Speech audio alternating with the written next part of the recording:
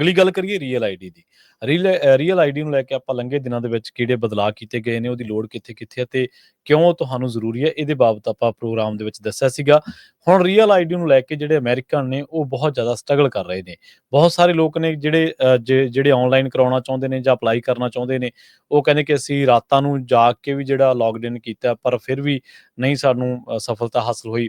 ਕਈ ਕਹਿੰਦੇ ਕਿ ਸਾਨੂੰ ਇੱਕ ਦਿਨ ਵੀ ਡੀਐਮਵੀ ਨਹੀਂ ਮਿਲਿਆ ਤੇ ਫਿਰ ਅਸੀਂ ਅਗਲੇ ਹੋਰ ਆਫਿਸ ਗਏ, ਉੱਥੇ ਵੀ ਸਾਡੀ ਗੱਲ ਜਿਹੜੀ ਹੈ ਨਹੀਂ ਬਣੀ। ਬਹੁਤ ਸਾਰੇ ਲੋਕ ਨੇ ਜਿਹੜੇ ਕਿ ਹੁਣ ਰੀਅਲ ਆਈਡੀ ਜਿਹੜਾ ਫੈਡਰਲੀ ਰਿਕੋਗਨਾਈਜ਼ਡ ਜਿਹੜਾ ਡਾਕੂਮੈਂਟ ਮੰਨਿਆ ਜਾਂਦਾ, ਤੇ ਜੇ ਤੁਸੀਂ ਡੋਮੈਸਟਿਕ ਫਲਾਈਟਸ ਦੇ ਵਿੱਚੋਂ ਜਾਂ ਹੋਰ ਕਿਤੇ ਤੁਸੀਂ ਜਾਣਾ, ਤਾਂ ਉਹ ਇੱਕ ਅਜਿਹਾ ਡਾਕੂਮੈਂਟ ਹੈ ਜਿੱਥੋਂ ਤੁਹਾਡੀ ਪਛਾਣ ਕੀਤੀ ਜਾ ਸਕਦੀ, ਜਿਹੜਾ ਜ਼ਰੂਰੀ ਕੀਤਾ ਗਿਆ ਇਸ ਟਾਈਮ ਦੱਸਦੇ ਆ ਕਿ ਜਿਹੜੇ ਨਿਊ ਜਰਸੀ ਦੇ ਲੋਕ ਨੇ, ਜਿੱਥੇ 17% ਲੋਕਾਂ ਕੋਲੇ ਸਟੇਟ ਇਸ਼ੂ ਆਈਡੀ ਹੈ ਤੇ ਰੀਅਲ ਆਈਡੀ ਜਿਹੜੀ ਉਹ ਤਾਂ ਬਹੁਤ ਘੱਟ ਲੋਕਾਂ ਕੋਲੇ ਹੈ।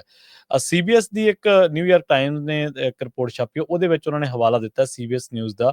ਉਹ ਕਹਿੰਦੇ ਕਿ ਇਹ ਦੱਸਿਆ ਜਾ ਰਿਹਾ ਕਿ ਬਹੁਤ ਸਾਰੇ ਲੋਕ ਜਿਹੜਾ ਇਹਦੇ ਲਈ ਅਪਲਾਈ ਨਹੀਂ ਕਰਦੇ, ਪਰ ਹੁਣ ਉਹਨਾਂ ਨੂੰ ਖਿੱਚ ਪਈ ਹੋਈ ਆ, ਹੁਣ ਉਹਨਾਂ ਨੂੰ ਕਾਹਲ ਹੋਈ ਪਈ ਆ, ਹੁਣ ਉਹਨਾਂ ਨੂੰ ਇਸ ਗੱਲ ਦੀ ਜਿਹੜੀ ਆ ਲੋੜੋਂ ਜ਼ਿਆਦਾ ਉਹ ਤੇਜ਼ੀ ਦਿਖਾ ਰਹੇ ਨੇ ਕਿ ਉਹਨਾਂ ਨੂੰ ਕਦੋਂ ਰੀਅਲ ਆਈਡੀ ਮਿਲੂਗੀ।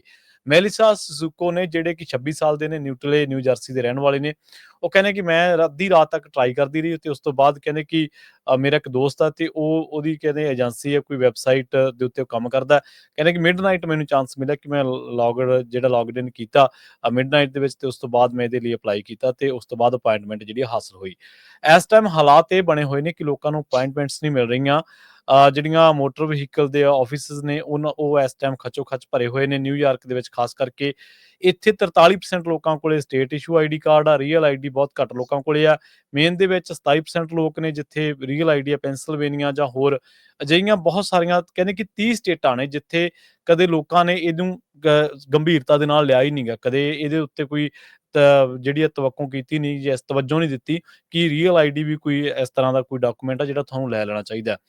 70% ਲੋਕ ਕਹਿੰਦੇ ਕਿ ਇਹ ਕੰਪਲੇਂਟ ਕਰ ਰਹੇ ਨੇ ਕਿ ਰੀਅਲ ਆਈਡੀ ਹੁਣੇ ਜ਼ਰੂਰੀ ਕੀਤੀ ਗਈ ਹੈ, ਤੇ 30 ਸਟੇਟਾਂ ਦੇ ਵਿੱਚ ਲੋਕਾਂ ਨੂੰ ਇਸ ਨੂੰ ਹਾਸਲ ਕਰਨ ਦੇ ਲਈ ਹੁਣ ਜੱਦੋ-ਜਹਿਦ ਕਰਨੀ ਪੈ ਰਹੀ ਹੈ। ਲੰਬੀਆਂ-ਲੰਬੀਆਂ ਲਾਈਨਾਂ ਲੱਗੀਆਂ ਹੋਈਆਂ ਨੇ ਤੇ ਲੋਕਾਂ ਨੂੰ ਇਹ ਹੈ ਕਿ ਹੁਣ ਕਿਵੇਂ ਨਾ ਕਿਵੇਂ ਆਪਾਂ ਜਿਹੜਾ ਇਹਨੂੰ ਹਾਸਲ ਕਰ ਲਈਏ।